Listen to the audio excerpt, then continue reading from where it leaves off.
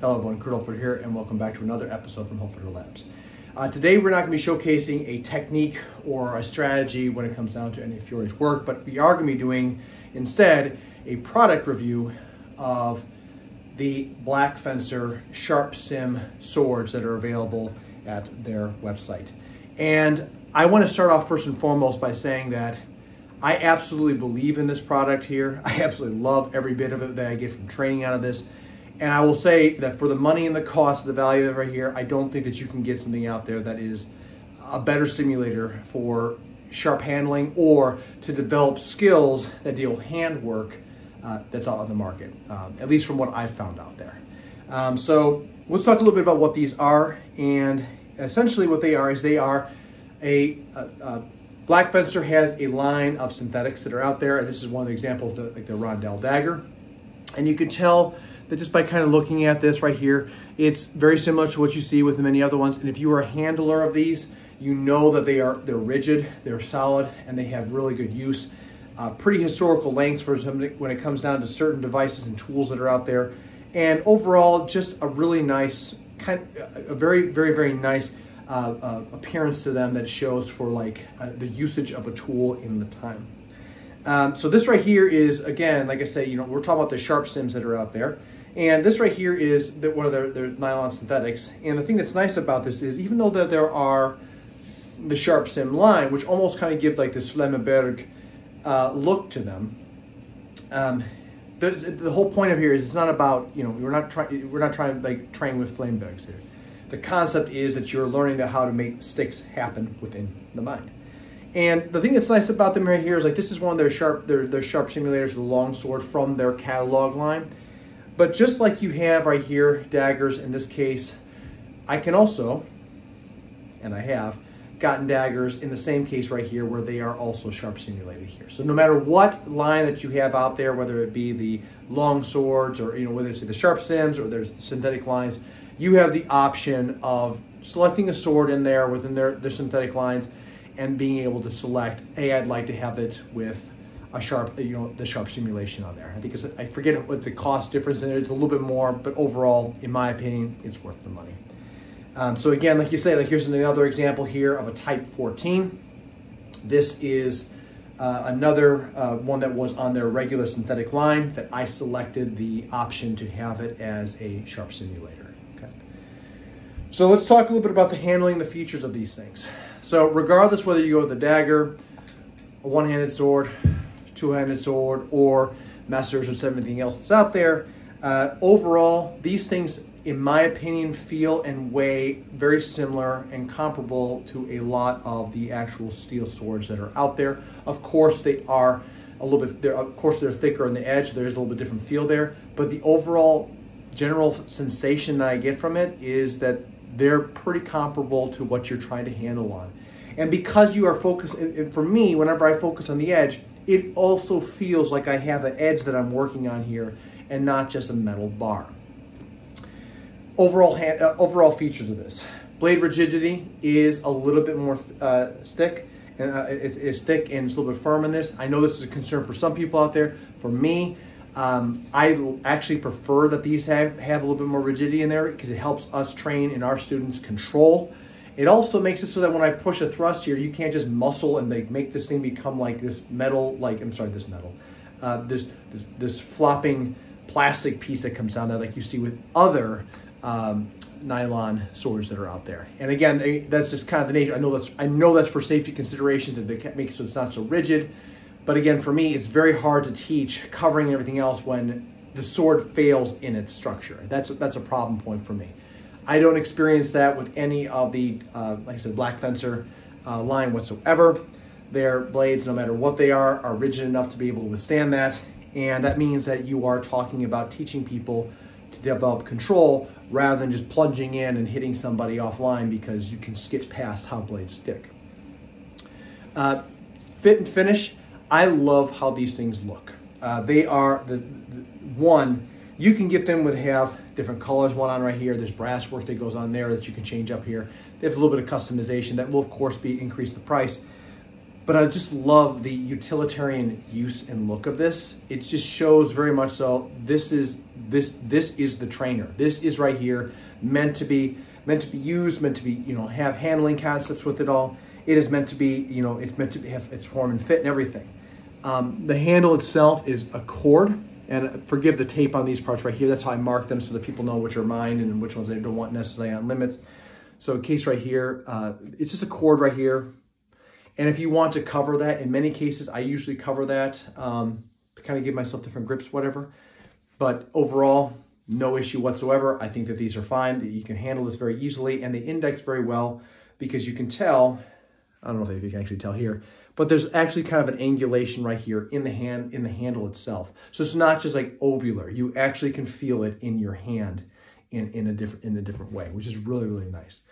Cross guard itself, there's two holes that, there's two spots right here where they paint together in there. And these will do sometimes, just so people are aware, they do kind of loosen over time. So, but it's an easy fix. Put a little bit of like Loctite in there, hammer back into place here. And don't put the most intense version of Loctite, but overall, if you're worried about that, just seal that up. I've had no issue whatsoever with that whatsoever. None of these have failed to me in combat, in training, or some of the combat intensives that we do, and they work just fine. Pommel fit and finish right here. Again, there's different variances that they have out there. This is, to me, very easy, and it feels really nice in the hand depending on how you like to grip on handle-wise. These are metal, so that makes it, you can feel, once again, a little bit of the difference when it comes down to crossings.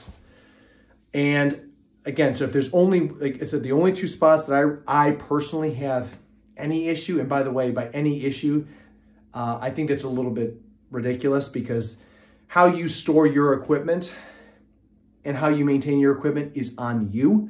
So these right here, the blades, if you were holding these out, if you say you're outdoors, a factor you may want to consider is that if it's really warm out, the temperature will sometimes make this loosen up, and it'll start to it'll hold a shape. But you can easily bend them back. That's not a problem whatsoever. If you have things that are laying on top of them, if you just throw the sword over to the corner over there, they're gonna bend, and they're gonna have a little bit of warpage in the blade itself. Again, easy to correct, but that's more on the person owning these things, and I don't believe that's on Black Fencer. Again, the other thing too right here is the same thing with these pin holes for the pins in regards to the cross guard. Again, that's on you. I think that in many ways right here, if you're maintaining your equipment, if you're doing checks and making sure things are good, if you're making sure that everything's fine with this all, then this is not a problem for you. That's literally just you having to make sure that you maintain your equipment. And I don't think that there's any issue with that. So again, that's just the overall this all. Again, like I said, weight and balance. The balance of these things is roughly, trying to make sure I don't move my finger in there too much. It's right about here on the blade itself. So it's right about the space where you see typically most swords. The weight's about 1,400 grams as far as for this long sword right here. Again, the link to the description will be able to show more about what they have there. Comparable, once again, to real swords. Balance-wise, really nice. And the other thing, too, about this is the price. It's ridiculous. These things are affordable. So rather than paying $400 or $500 for a fetter, and mind you, they have tools. They do have fetters, and they do have a steel line that you can pay for. But these right here are incredibly affordable. They're incredibly affordable. They're not overly expensive. I think it's like 70 euros. And then if you want to go up with that, because sometimes I tack on things like sharp simulation here for daggers, or put a red handle on this whole thing. Why? Because I'm a gear geek. But your baseline things that you're going for right there, you're more or less, it's very affordable, very easy to maintain and manage. So again, if you're looking for something that kind of train and simulate that, it's pretty impressive. Now let's talk a little bit about overall the handling of these things and lessons that we learn with this. If you're new to the channel, you may or may not know this, but I have shown before footage of myself and some of my senior students doing slow, sharp sparring. And I've also showcased some of the stuff that I have found when it comes down to pressure on edge, line, and type stuff here as well before. I think blade interaction is fascinating. I think it's a big part that is missing in historical martial arts. Because we have this metal thing that we want to do that's the closest thing as far as things go. But if you don't have a device that performs the same way and how steel performs, or by steel I mean real steel, then that's a part that's missing. these right here, in my opinion, are the best that you can find out there as far as finding these things out there. Yes, there are other sharp sims out there. I've seen some that have a rubber edge on that. I've seen people, they tape along the right here with a certain type of rigidity when it comes down to tape. All great trading variances. But it's not like this. It's not like this where you can snag and by choice choose to stop an angle that's coming at you, which in my opinion and from my observations and my studies is a thing. This type of product right here teaches not just, okay, I can stick and hold the blade, but it gives context to why you may see in Fiore where he makes a crossing and he comes up and he grabs the blade right here because the blade is no longer in motion. Why you may cover in certain ways here, why you try to work across to edge, from edge to flat to edge. It makes me think of Meyer where he talks about slicing through the flat, where you are basically on a crossing spot right here, and because you've had the area, you try to essentially slice over to the top where you kind of get leverage point on things. And that's very hard to kind of convey with other things, with smooth surface training devices. Again, nothing wrong with that. Please understand that. It's about these though. Other thing that comes down to this, it also, I think that these tools right here specifically are really good at not only just showcasing on blade edge alignment, the dynamics and what you see, but I also think that right here, it also teaches the consideration about how winding and turning may be a thing more than just, I'm going to turn up and stab somebody. But actually, it's a way of holding, releasing, and then locking in again. It becomes handwork. And if you know what the Lichtenauer traditions were, wrestling is the foundation of the art. And if you look at Fiore, in 2 of the 4 of his manuscripts, he starts off with Abbracciare. Then to me, this right here also really showcases that. Again, I have not found this anywhere else, and I have used other sharp sims before, but they're not like black fencers. And so I want to say once again here that if you are looking in the market, if you were in the market to kind of see a little bit more about how sharps may or may not work, and I say may or may not because everyone's got their own opinion. In my opinion, sharps work like this.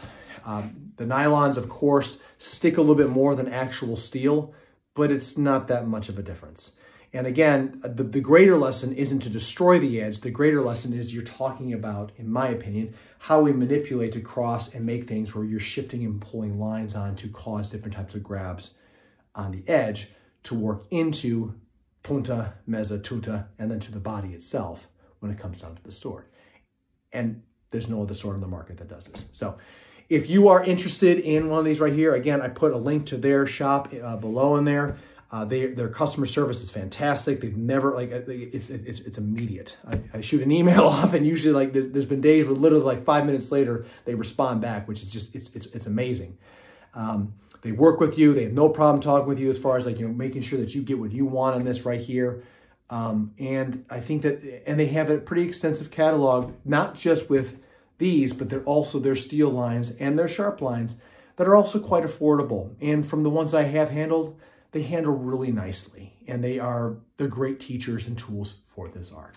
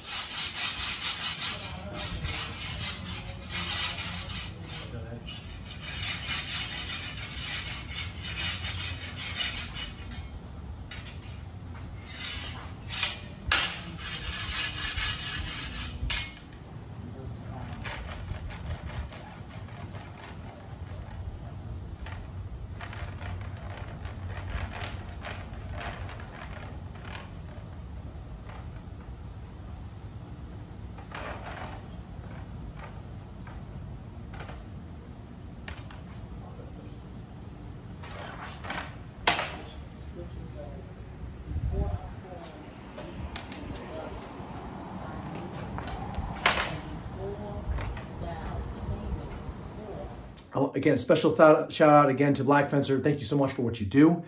I love this product line. I think this is a huge thing right here that changed my perspective of the art in general. It has made my practice as a martial artist, I think, a little bit more disciplined in how I actually form and function in my approach. And I don't think I would be where I'm at today in my understanding if it wasn't for your product, and for not just this, but for the other ones that you have out there, steel line included. So thank you so much for that. For everyone else, again, if you're interested in that, links in the description below. I've also showcased in there as well the footage of me utilizing sharp, so you can kind of see for yourself. But again, just to kind of take a look at that for yourselves. So with that being the case, everybody, again, thank you, Black Fencer, for what you do. And everyone else, please, until I see you next time, train well and fight on. I knew you wanted it.